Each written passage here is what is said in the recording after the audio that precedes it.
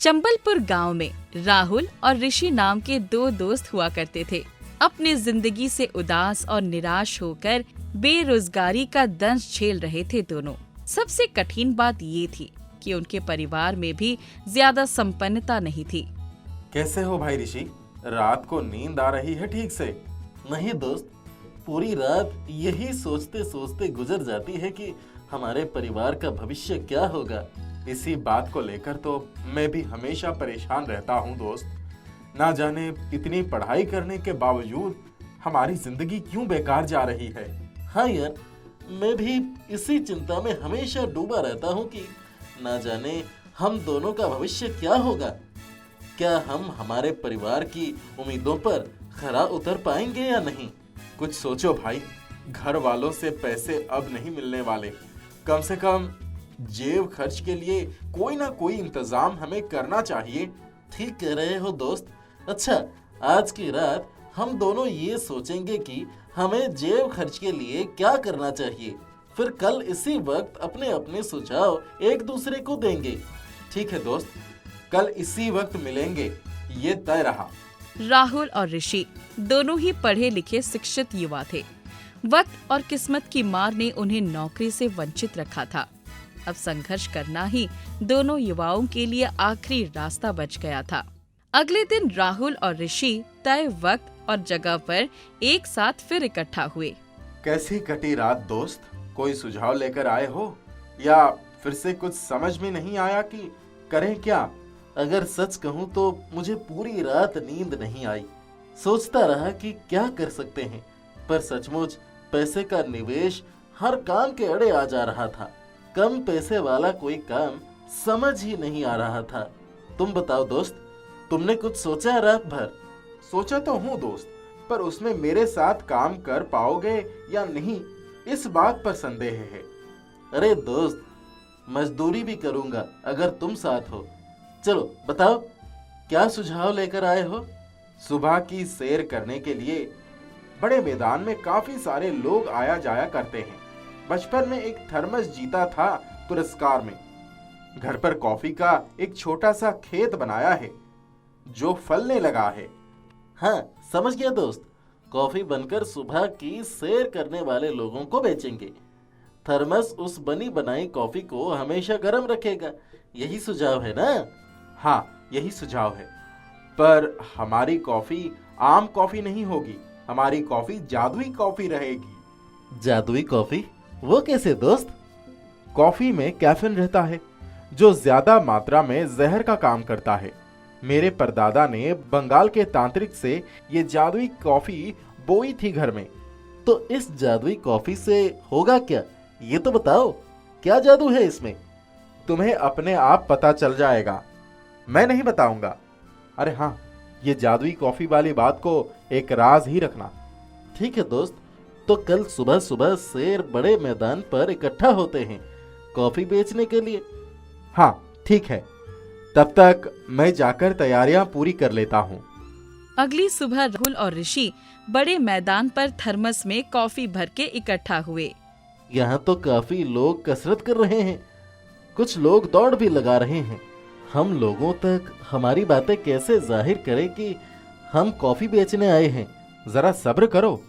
वो दौड़ लगाने वाला जब थक जाए, दौड़ कर तो उसको बुलाकर लाओ।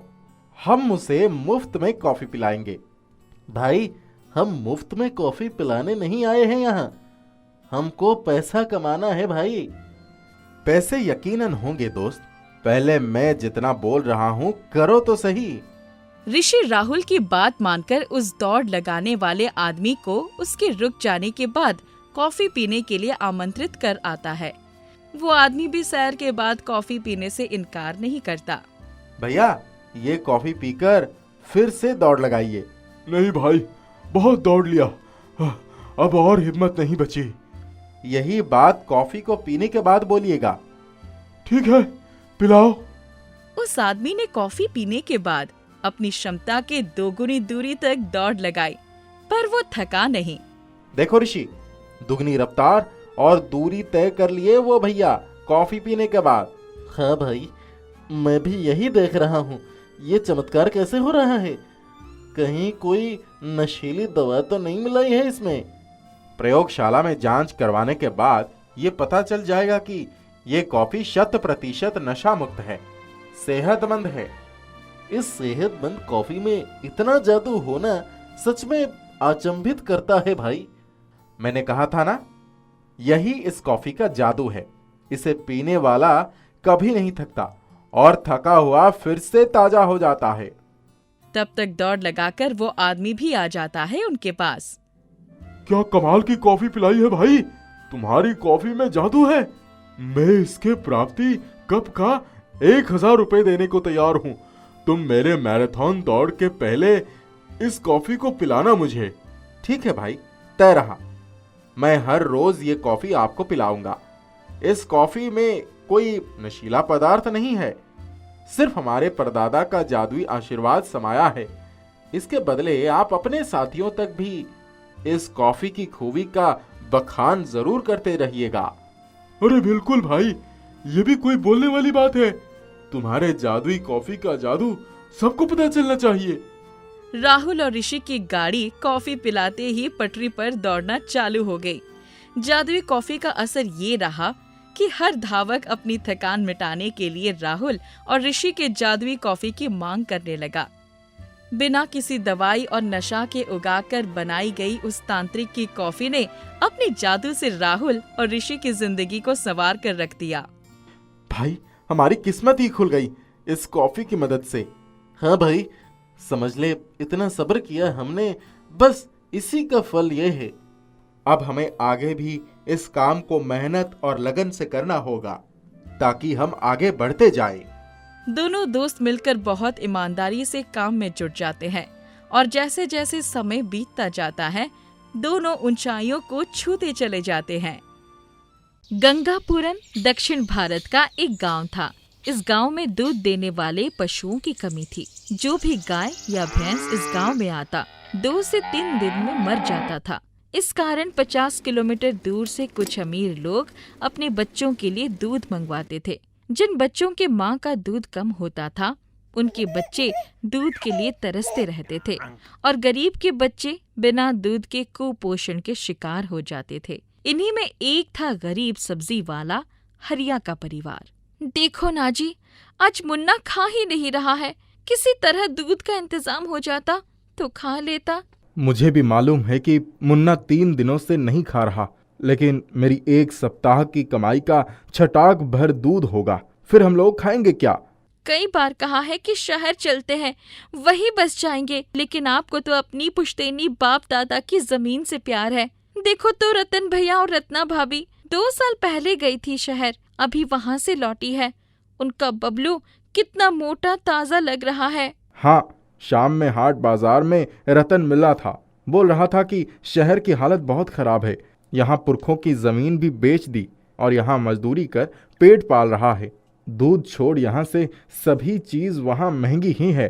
सोच रहा हूँ फिर से गांव ही आ जाऊं। हे भगवान, अब क्या होगा उनका? जो भी जमीन थी वो तो बेच दिया।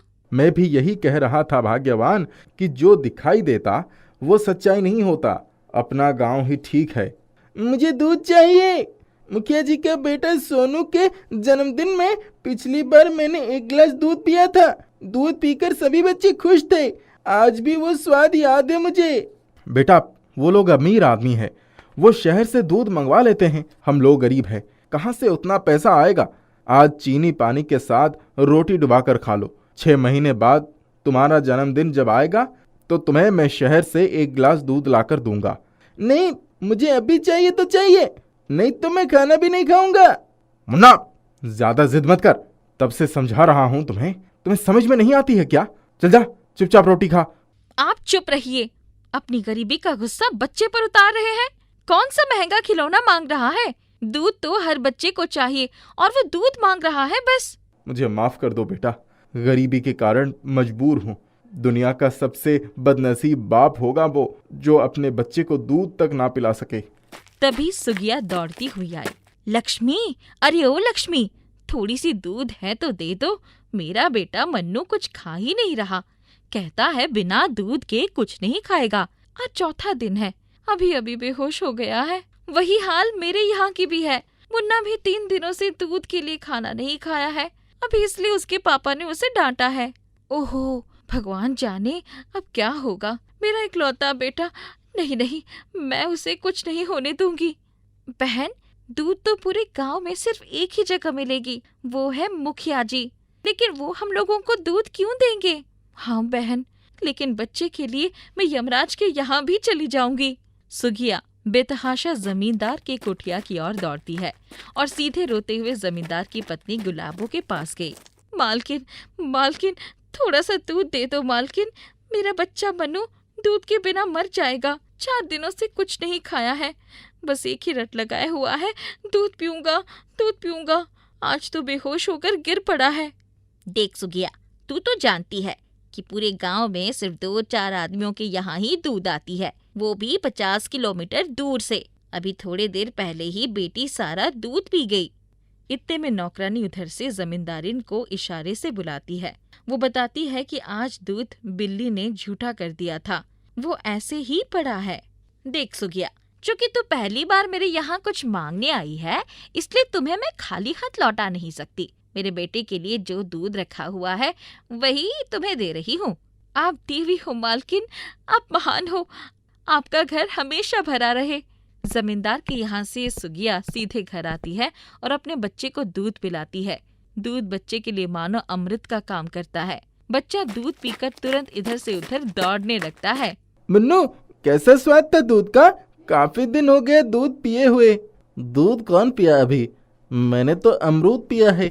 मत पूछो स्वाद के बारे में। काश ये हम लोगों को प्रतिदिन मिल पाता तो हम लोग धरती के सबसे खुश नसीब होते। हाँ यार, मुझे तो मुखिया जी के बेटे का जन्मदिन पर मिला था दूध का स्वाद। अभी अगर मुझे वो याद आता है तो मैं पागल हो जाता हूँ। मुन्ना, मनु और बबलू तीनों मिलकर घंटों तक दूध के बारे में बातें करते रहते हैं। बबलू बताता है कि कैसे उसके पिताजी रतन शहर के डेयरी कारखाना में काम करते हैं और कभी कभी पापा के साथ ऑफिस जाता है तो छक्कर दूध का आनंद उठाता है।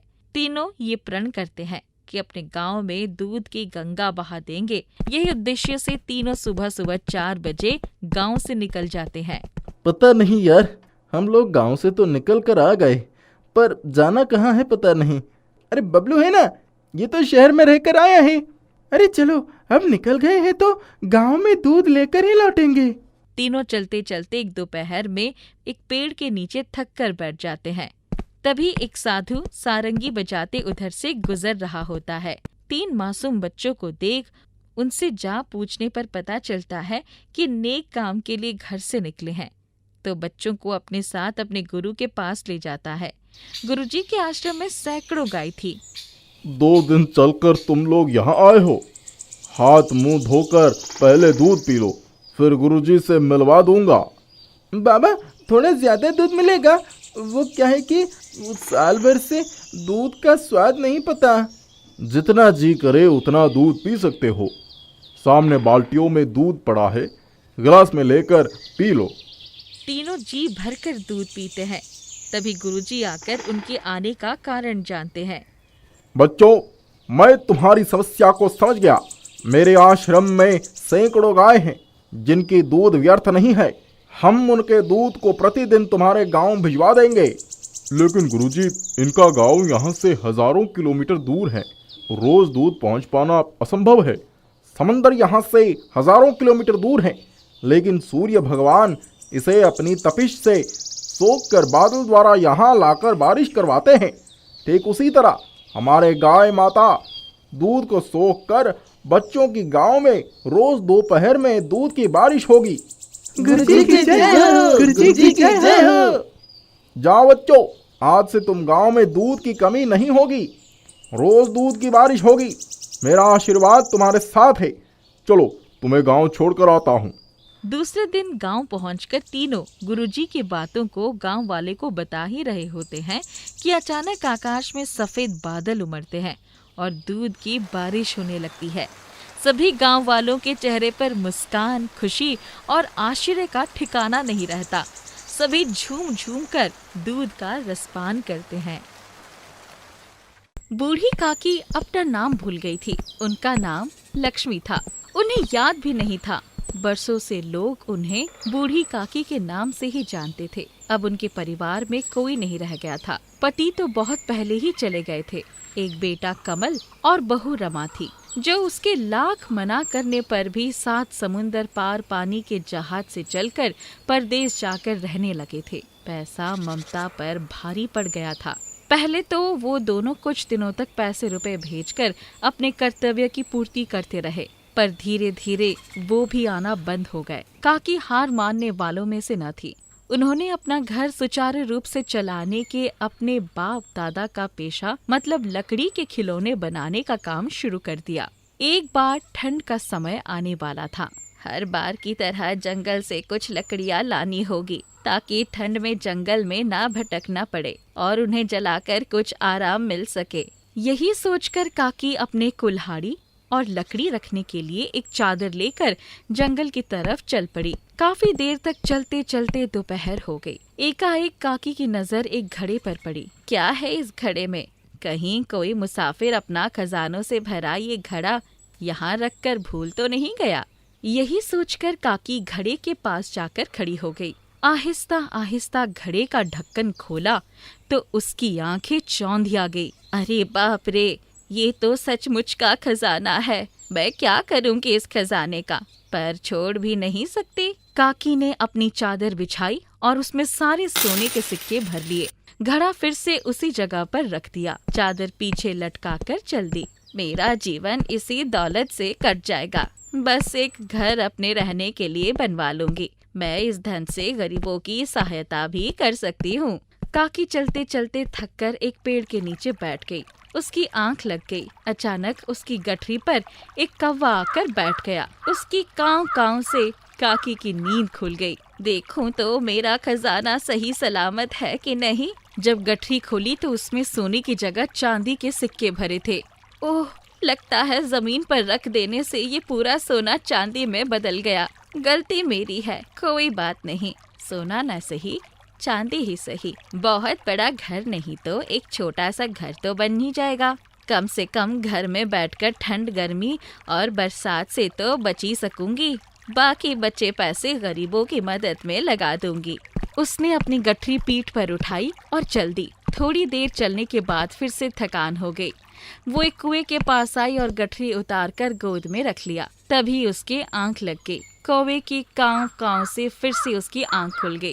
उसने गठरी खोली तो देखा सारे चांदी के सिक्के लोहे में बदल गए थे। ओहो, कोई बात नहीं, जैसी ऊपर वाले की मर्जी। अब मैं इन लोहे के टुकड़ों को बाजार में बेचकर आज कुछ अच्छा भोजन बनाकर गरीबों में बांट दूंगी। उसने गठरी फिर से पीठ पर लाद दी और घर पहुंच गई। दरवाजे पर गठरी रखी ही थी कि गठरी का आकार बहुत छोटा हो गया। उसने उसे खोलकर देखा तो उसमें से एक बहुत पीतल की खूबसूरत मूर्ति निकली। ओहो, ये तो और भी सुंदर हुआ। मेरे घर में तो कोई मूर्ति ही नहीं थी। अब मैं रोज सुबह शाम पूजा किया करूंगी, जिससे मेरा मन भी शांत रहेगा। अरे लक्ष्मी, तुम कैसी औरत हो? जब तुम्हें सोने के सिक्के मिले तब भी तुम संतुष्ट थी। जब तुम्हारे सिक्के चांदी के सिक्के में बदल गए तब भी तुम संतुष्ट थी। जब लोहे के सिक्के मिले तब भी कोई शिकायत नहीं, और अब मुझे देखकर तुम उतनी ही संतुष्ट हो। तुम कैसे इतनी संतुष्ट रह सकती हो?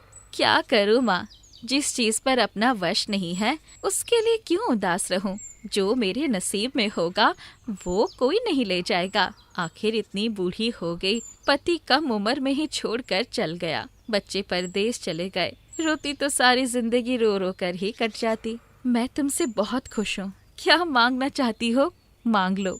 माँ, मैं जैसी हूँ ठीक हूँ। आपको जो देना है दे दो।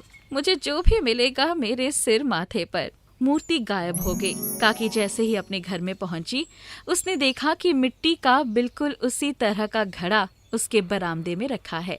घड़ा तो मैं खुद अपने साथ लाई थी, ये कहाँ से आ गया? ये भी खोल कर देख लेती हूँ। उसने जैसे ही घड़े का ढक्कन खोला, उसमें रखे चमचमाते सिक्के देखकर काकी का मुंह खुला का खुला रह गया। लगता है देवी मुझ पर बहुत प्रसन्न है, वो मुझे कुछ देना ही चाहती है। उसने सोने के सिक्के निकालने शुरू कर दिए, पर सिक्के खत्म ही नहीं हो रहे थे। एक बोरी भर गई। काकी थक गई, आंख बंद करके बैठ गई। अचानक कौवे की काव काव से नींद खुली तो घड़ा गायब था। ए कौवे, तू न जाने मेरा दुश्मन है या दोस्त है, पर रुक जा, तुझे दूध भात खिलाती हूँ और तेरी चांच सोने से मरवा देती हूँ। मैं तो बड़ी खुश हूँ, आजा बैठ मेरे पास आकर। कौवा काव काव करता काकी के पास बैठ गया। काकी ने झट से चावल बनाया और ठंडे दूध में मिलाकर कौवे को खिला दिया। कल शाम को आ जाना, तब चलूंगी सुनार के यहाँ तेरी चोंच में सोना मड़वाने। कौवा दूध भात खाकर उड़ गया। काकी भी थकी हुई थी, 2 कौर भात खाकर सो गई। उठी तो देखा टूटी झोपड़ी महल बन गई थी। चारों तरफ नौकर चाकर हाथ बांधे खड़े थे। लगता है मैं कहीं और आ गई हूँ। तभी उसने देखा कि उसकी चारपाई के नीचे ही उसकी चप्पल पड़ी है। काकी ने पैरों में चप्पल पहनी और पूरे महल का चक्कर लगाई। मारे खुशी के उसके पांव जमीन पर नहीं पड़ रहे थे। मैंने सारी जिंदगी तकलीफ में काटी है, मुझे पता है गरीबी क्या होती है। मुझे आज से ही असहाय और गरीबों की मदद करनी होगी। दूसरे दिन सुबह के सारे काम निपटाकर वो कुछ सोने के सिक्के लेकर सुनार के पास गई और सिक्के बेचकर पैसे ले आई। उसने अपने घर में खुद अपने हाथों से खाना बनाया और गरीबों को खिलाया। उसकी रोज की यही दिनचर्या हो गई। एक दिन जब वो गरीबों को खाना खिला रही थी, तभी एक साधु आए। काकी, भूखे को भोजन दे दो, तेरा भला होगा। बाबा तुम बैठो, मैं तुम्हें भोजन भी खिलाऊंगी और कपड़े भी दूंगी। मुझे बहुत जल्दी है। काकी अपने हाथ का सारा काम छोड़कर साधु को भोजन देने गई। अचानक उसकी नजर साधु के बाएं हाथ पर पड़ी, जहां एक काला दाग था। साधु का वेश धारण करके मुझसे भिक्षा मांगते हुए तुम्हें जरा भी लज्जा नहीं आई? जवान बच्चे अपने माता पिता की देखभाल करते हैं और तुम साधु का वेश धारण करके अपनी बूढ़ी माँ से भिक्षा मांग रहे हो। अपनी माँ से छल करते हुए तुम्हारे हाथ नहीं कांपे? साधु खाना छोड़कर उठ गया और जाने लगा। एक कदम भी आगे बढ़ाया तो मुझसे बुरा कोई नहीं होगा। भोजन तो तुम्हें करके ही जाना होगा।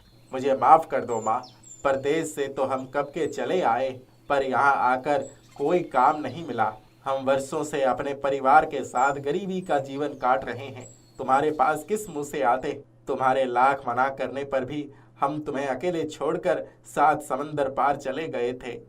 माँ के पास वापस आने में शर्म कैसी? तुम अपनी पत्नी और बच्चों को लेकर तुरंत आ जाओ और मेरा सारा काम संभाल लो। सुबह का भूला शाम को वापस आ जाए तो उसे भूला नहीं कहते। काकी ने कमल को माफ कर दिया था। अब पूरा परिवार साथ साथ रहकर खाना बनाता और गरीबों को भी खिलाता था। बूढ़ी काकी के संतोष ने उनका बिछड़ा हुआ परिवार मिला दिया था।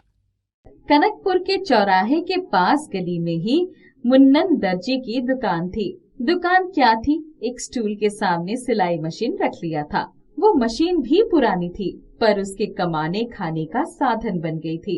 एक दिन उसी मोहल्ले में रहने वाले, इस जैकेट की मरम्मत कर देगा क्या? जी साहब, कर तो दूंगा, पर पैसे थोड़े ज्यादा लगेंगे।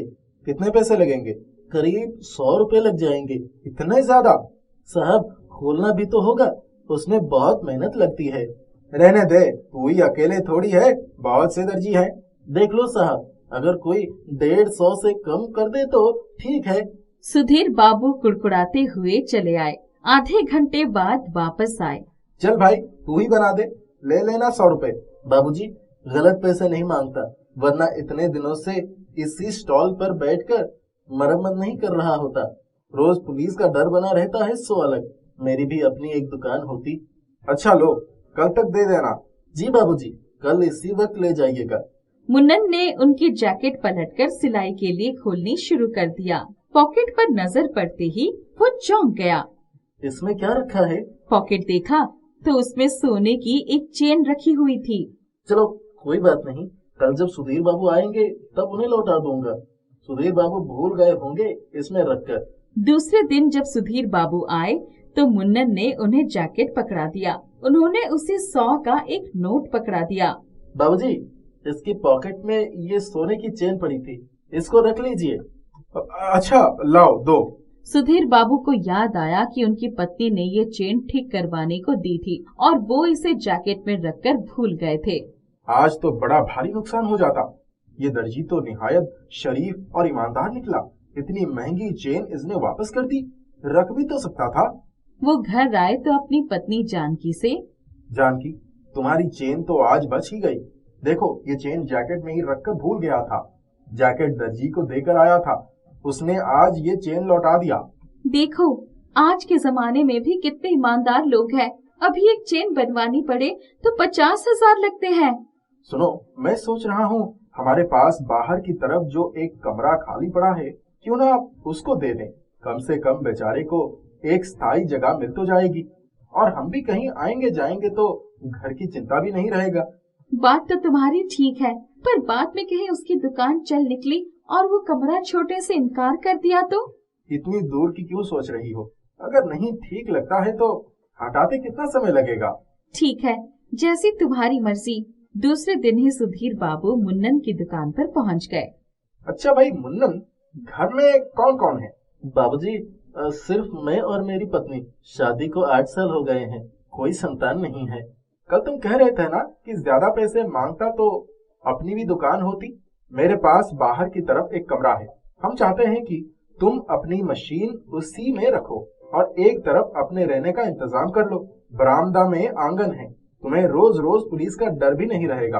अरे नहीं बाबूजी, मैं यहाँ ठीक हूँ। मेरी पत्नी अकेली रहती है, उन्हें भी तुम्हारी पत्नी का साथ मिलनी चाहिए, उनके काम में थोड़ी मदद करवा देगी। पर बाबूजी, इतना किराया कहाँ से आएगा? जैसा आपने बताया, आपका घर तो बड़ी अच्छी जगह पर है। मैं कोई किराया नहीं मांग रहा हूँ, बस एक ईमानदार आदमी की तलाश में था। हम लोग अक्सर बच्चों के पास चले जाते हैं, घर की चिंता सताती रहती है। तुम रहोगे तो हम निश्चिंत होकर जा सकते हैं। ठीक है बाबूजी, कल बताता हूँ। हाँ, अपनी घरवाली से पूछ लो, फिर जवाब देना। मैं चलता हूँ।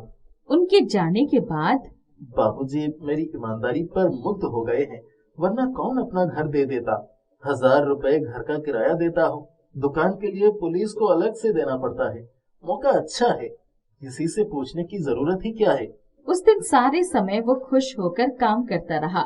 घर गया तो अपनी पत्नी से सारी बात बताई। उसकी पत्नी, देख लो, ये घर भी छोड़ते और वहाँ भी ठीक ठाक ग्राहक न मिले तो हम तो कहीं के नहीं रहेंगे। एक काम करते हैं, पहले मशीन वहाँ रखकर कुछ दिन सिलाई करते हैं। अगर दुकान चल निकली तो वहाँ रहने लगेंगे। क्या सोचती हो? हाँ, ये भी तो ठीक रहेगा। अभी ये घर नहीं छोड़ेंगे। दूसरे दिन जब सुधीर बाबू आए तो मुन्नन उनके साथ जाने को तैयार था। एक रिक्शा बुलाकर उस पर मशीन रखवा दिया और दोनों लोग रिक्शा पर सवार होकर सुधीर बाबू के घर के सामने पहुंच गए। सुधीर बाबू का घर क्या था? पूरी हवेली थी। मुन्नन हैरानी से हवेली की तरफ देखने लगा। अंदर ले चलो भाई।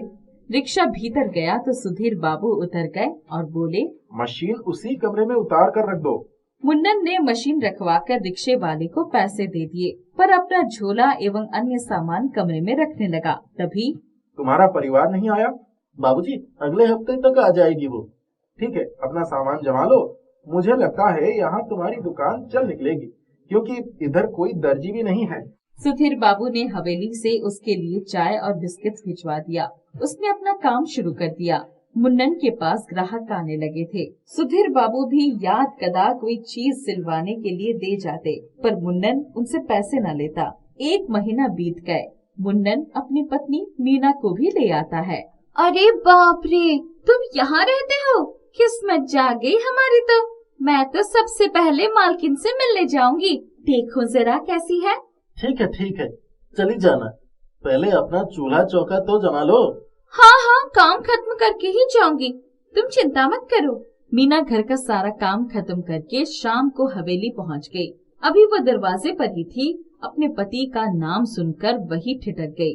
उसने मालकिन को कहते हुए सुना कि तुम कह रहे थे कि मुन्नन की पत्नी की कोई संतान नहीं है, क्यों ना हम ये बच्चे उन्हें दे दे। हम भी बदनामी से बच जाएंगे और उनकी भी माँ बाप बनने की इच्छा पूरी हो जाएगी। वो तो ठीक है, पर तुम्हारी लाडली जब ठीक होकर अपने बच्चे के बारे में पूछेगी तो क्या जवाब दोगी? रवि अगर मोटरसाइकिल एक्सीडेंट में मारा न जाता तो हमारी बेटी को ये सब दुख झेलना ही नहीं पड़ता। मीना चुपचाप वहाँ से वापस आ गई। आते ही, सुनो जी, हमारी किस्मत खुलने वाली है। क्या हुआ? मीना ने मुन्नन से वो सारी बातें बता दी जो कुछ वहाँ सुना था। तू सच कह रही है? हाँ, मैं सच कह रही हूँ। तुम्हें कोई ऐतराज तो नहीं होगा? मुझे भला क्या इतराज हो सकता है? हमारा घर उसकी किलकारियों से गूंज उठेगा। मीना खुशी खुशी घर का काम करने लगी। तभी सुधीर ने आवाज लगाई, मुन्नन, मुन्नन, तुम्हारी पत्नी आ गई है क्या? जी बाबूजी, आज ही आई है।